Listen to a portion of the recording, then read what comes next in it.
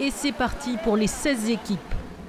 Après 3 abandons la veille, le peloton s'élance avec des coureurs prêts à en découdre.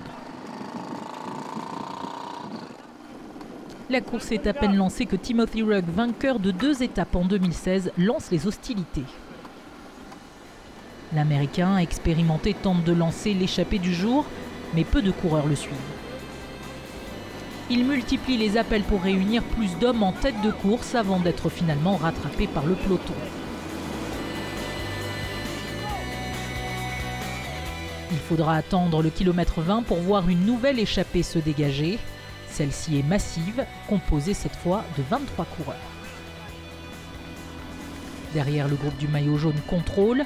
L'écart reste stable pendant une bonne partie de l'étape, à 2 minutes 45 des leaders. Le Suisse d'Ohring entend bien ne rien lâcher. Le peloton continue vers le kilomètre 50 et la population, sortie nombreuse, acclame les coureurs. Petits et grands donnent de la voix au passage des champions. Une foule enthousiaste les accueille aussi à Muhanga alors que les coureurs zigzaguent dans les rues de la ville. Des milliers de personnes applaudissent le premier sprint de cette étape.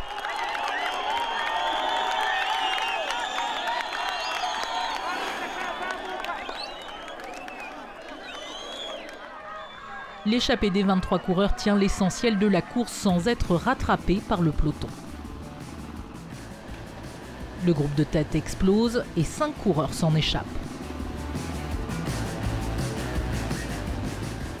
Derrière, les poursuivants remontent l'écart.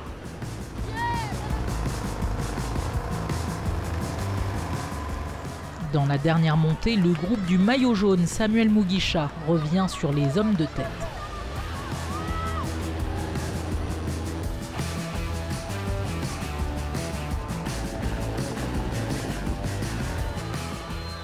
Tout va se jouer dans la longue descente de 40 km.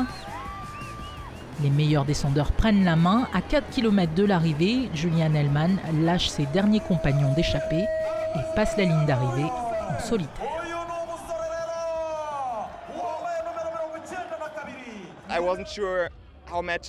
Je n'étais pas certain de l'écart qu'on avait. Et puis finalement, il s'est creusé et Jonas m'a crié « Vas-y, vas-y !» et j'ai foncé.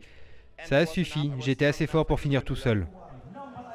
Julian Edelman est le premier Allemand à remporter une étape du Tour du Rwanda et Samuel Mugisha conserve son maillot jaune.